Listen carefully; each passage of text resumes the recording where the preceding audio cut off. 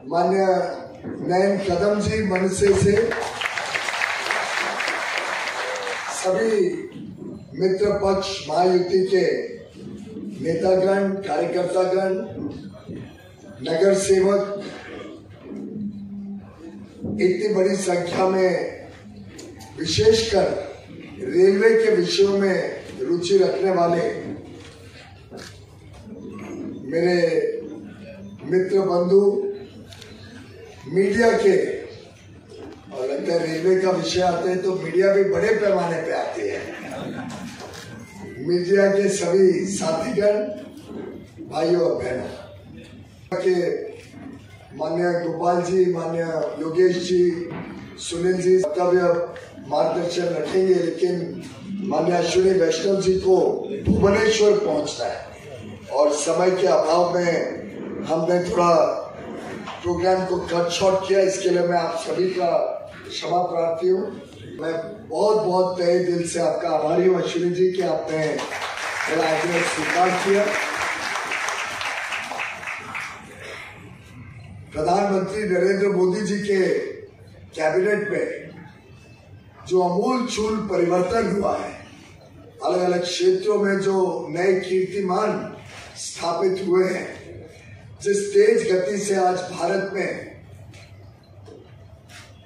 कोई विषय ले लो, पर आज के परिप्रेक्ष्य में मैं थोड़ा डिजिटल और रेलवे के बारे में ज्यादा उजागर करूंगा। जिस प्रकार से आज पूरे विश्व में भारत की जो डिजिटल टेक्नोलॉजीज पर तेज गति से विकास हुआ है, जिस प्रकार से यूपीआई, यूनाइटेड पेमेंट इंटरफेस ने आज पूरे विश्व में भारत का परचम लहराया है, जिस प्रकार से आज देश के चप्पे चप्पे में मोबाइल टेक्नोलॉजी पहुंची है, गांव-गांव और बॉर्डर के पहले गांव तक, जहां से भारत की सीमाएं शुरू होती है, वहां तक जो आज मोबाइल टेक्नोलॉजी का विस्तार हुआ है, उसी के कारण माननीय प्रधानमंत्री नरेंद्र मोदी जी जो जीरो टॉलरेंस टू करप्शन, भ्रष्टाचार मुक्त भारत के लिए दिन रात प्रयत्न करते हैं। सरकारी पहुंचना जनधन, आधार और मोबाइल के माध्यम से, जैम माध्यम से संभव हो पाया, क्योंकि आज डिजिटल टेक्नोलॉजीज में भारत नई ऊंचाइयों पे पहुंचा है। शायद ही कोई दुनिया में ऐसा देश हो जहां 5G टेक्नोलॉजी इतनी तेज गति से विस्तार कर रही है, प्रभाव कर रही है। इसी प्रकार से यूपीआई भी अब 27 देशों से बातचीत चल रही है कि वो यूपीआई इस्तेमाल करें, भारत की करेंसी रुपए को वो लोग वो देश स्वीकार करें। और मोबाइल फोन जो पहले सभी विदेश से आते थे और भारत में सिर्फ 2 फैक्ट्रियां मोबाइल फोन बनाती थी, आज 200 से अधिक प्रधानमंत्री नरेंद्र मोदी जी के नेतृत्व में मेक इन इंडिया प्रोग्राम के तहत 200 से अधिक कंपनियां, और जहां तक मुझे जानकारी है, शायद अश्विनी जी ने तो प्लान किया कि ये जो वित्तीय वर्ष अब चल रहे हैं, इसमें इसको बढ़ा के 2 लाख करोड़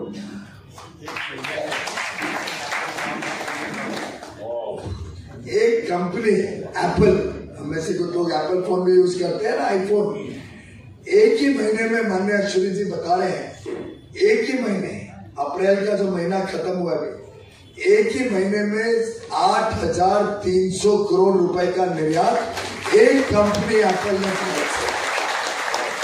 तो मैं आराम से अंदाजा लगा सकता हूं कि ये तेज गति से जो भारत में नौकरियां आ रही हैं, भारत में रोजगार, फोन का इकोसिस्टम बन रहा है, ये अपने देश को नई ऊंचाइयों तक लेके जाए। यूपीआई, यूनिफाइड पेमेंट इंटरफेस के माध्यम से आज भारत में एक छोटा सा फेरी वाला भी आज क्यूआर कोड पे या फोन पे या व्हाट्सएप पे अलग अलग माध्यम से आज पेमेंट ले सकता है, दे सकता है। और शायद दुनिया का और कोई देश नहीं है जिसमें इतनी बड़ी संख्या में यूपीआई की डिजिटल ट्रांजैक्शन होती हो और मैं तो मानता हूं यहां तक स्थिति आ गई है कि अमेरिका और यूरोप को मिला लें, पूरे अमेरिका यूरोप को मिला लें तो भी उससे ज्यादा ट्रांजैक्शन रोज भारत में है। आईटी का क्षेत्र हो, डिजिटल टेक्नोलॉजीज का क्षेत्र हो, टेलीकॉम का क्षेत्र हो, तेज गति से भारत में विकास हो रहा है। अब वो दिन गए जब कांग्रेस की सरकार, माननीय मनमोहन सिंह जी की सरकार, वैसे मनमोहन सिंह जी तो प्रधानमंत्री थे पर सरकार कौन चलाता था तो वो तो हम सब जानते हैं।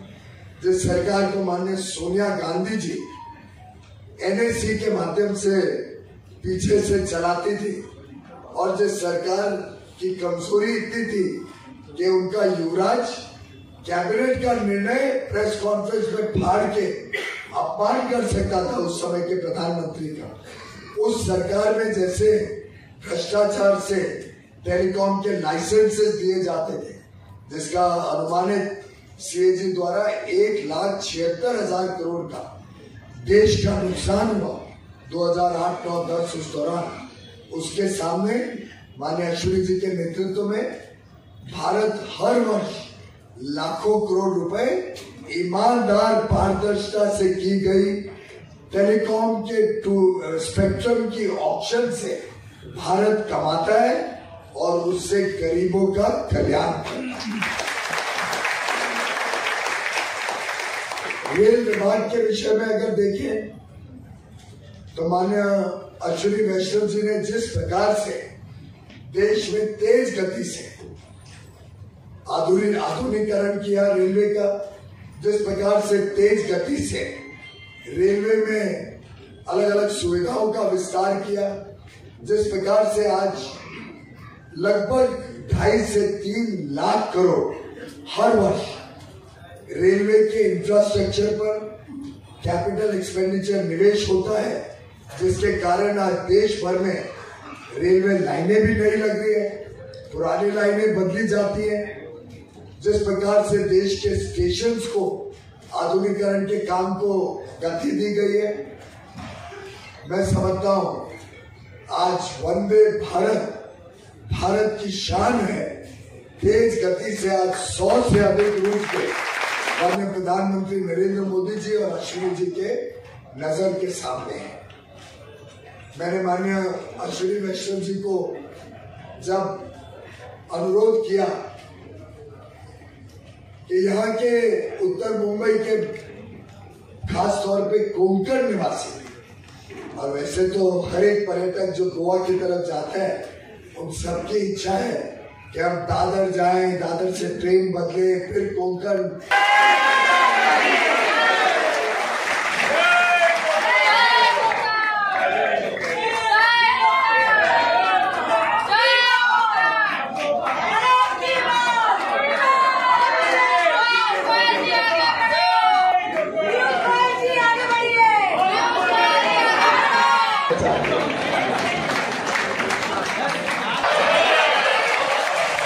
और करें, और हमें इस वर्ष के गणपति से अगर सीधा बोरीवली से कोंकण जाने का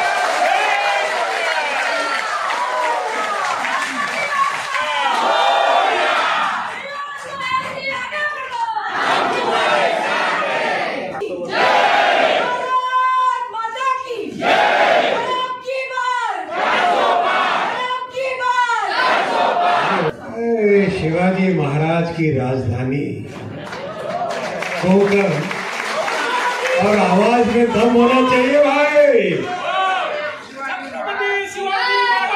जय भवानी, जय शिवाजी, ये हुई ना बात। ताकि विश्वास रहे, है तो विश्वास तो है, विश्वास तो पूरा है ना। नहीं, ये देखो, ये नक्शा आपका, ये नक्शा दिख रहा है, नहीं है यहाँ पे, बड़े स्क्रीन पे लगा देते। इस नक्शे पे आप देखो, ये हार्बर लाइन, इस वाले पे दिखाता हूँ आपको, पूरी दिख जाएगी। ये रहा आपका नक्शा, ये हार्बर लाइन। एक जना कोई माइक में थोड़ी मेरी मदद कर ले या नक्शा पकड़ ले आप, सर आप पकड़ सर, मैं पैसे। हार्बर लाइन इधर से आई यहाँ पे आगे की तरफ, और आगे अपना एक्सटेंशन करना है अप टू बोरीवली। करना चाहिए, करना चाहिए। तो भाई हार्बर लाइन के एक्सटेंशन के लिए माननीय मोदी जी ने 826 करोड़ रुपए सैंक्शन कर दिए हैं आपके खाते में। माननीय श्री पीयूष जी गोयल जी के खाते में आ गया है। तो आपने एकदम स्पष्ट देख लिया, छोटा भाई बड़े भाई के लिए हमेशा ऐसे ही रहेगा, ऐसे ही रहेगा। इतना मीठा स्वभाव कि बस पूछो मत। जो एक बार कोकण गया वो पूरा पूरी कोकणी हो गया। तो जब मैं 12 साल का हुआ तो सबसे पहले कूंची और गेरू समझते हो, मतलब पेंट, और कूंची मतलब ब्रश। उठाओ बेटा ब्रश और कूंची और बनाओ। दीपक से तो मेरा तो 1970 का जन्म है, तो दीपक तो निकल चुका था। कमल का फूल, तो ये कमल का फूल 12 साल की उम्र से बना रहे हैं। तो 5 बजे उठना ही उठना है। मोदी जी की सरकार है और वापस लानी है। तो अब मैं आपको दूसरा नक्शा दिखाता हूँ। ये भाई ये नक्शा देखो, ये है अपनी वसई। ये जहाँ पे ये है वसई, थोड़ी सी मदद कीजिए ना। ये वसई है, ये आपके बोरीवली से वसई, और इधर से जाके फिर नीचे कोंकण की तरफ जाने का रास्ता है। इसको मैं थोड़ा सा बड़े नक्शे पे दिखाऊंगा आपको। यहां से इधर जाना वसई से फिर नीचे की तरफ कोंकण की तरफ जाना, बरोबर है। अब क्या प्रॉब्लम होती थी, इंजन को बदलना पड़ता था, लोको रिवर्सल करना पड़ता था। अब लोको रिवर्सल से बचना है तो क्या करेंगे। कितने लोग इंजीनियर हैं यहाँ पे, कोई है इंजीनियर ना। रेलवे का खासियत, रेलवे का कोई एक्सपर्ट बताओ ना। हर जगह होता है रेलवे का एक न एक एक्सपर्ट। क्या नाम आपका? अक्षय भाई बताओ क्या करना चाहिए फिर। एक तो पुश पुल करना पड़ेगा, और तो बाईपास लाइन बनानी पड़ेगी। नायगांव लुटेंद्र बाईपास 6 किलोमीटर लाइन। भाई इन्होंने कहा बाईपास। इस प्रॉब्लम का सॉल्यूशन क्या है, बाईपास। तो आपके नायगांव जुई चंद्र बाईपास, वो भी सिंगल नहीं, डबल बाईपास। 176 करोड़ रुपए मोदी जी ने ये सैंक्शन कर दिए हैं। आगे आने वाला है गणपति बप्पा मोरिया। गणपति बप्पा मोरिया के टाइम में सब सारे विघ्न दूर हो जाएंगे।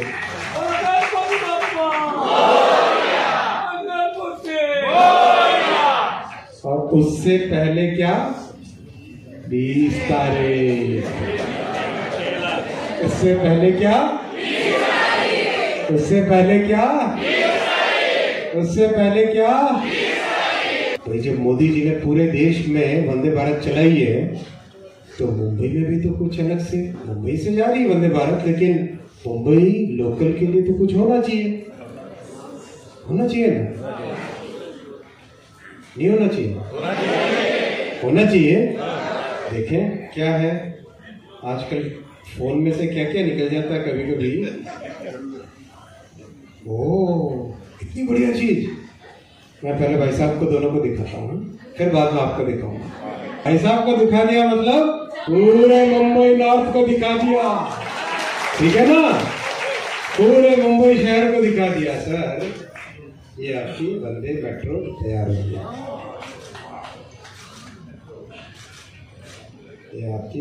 ये आपकी मुंबई की लाइफ लाइन कैसे पूरी तरह से चेंज होगी वो मैं आपको पहले ये वाला फोटो देखना है, दिखेगा नहीं दिख रहा है,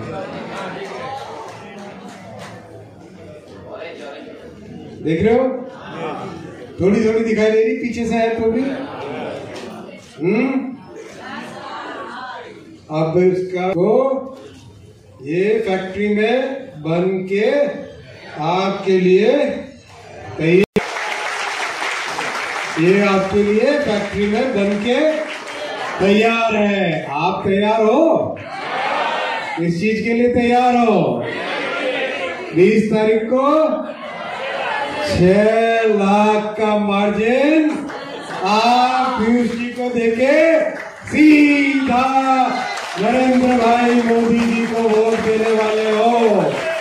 तैयार हो? हाथ खड़े करो दोनों अपने, दोनों हाथ खड़े करो, मुट्ठी बांधो, बोलो भारत माता की, भारत माता की, भारत माता की। भाजपा महायुतीचा, भाजपा महायुतीचा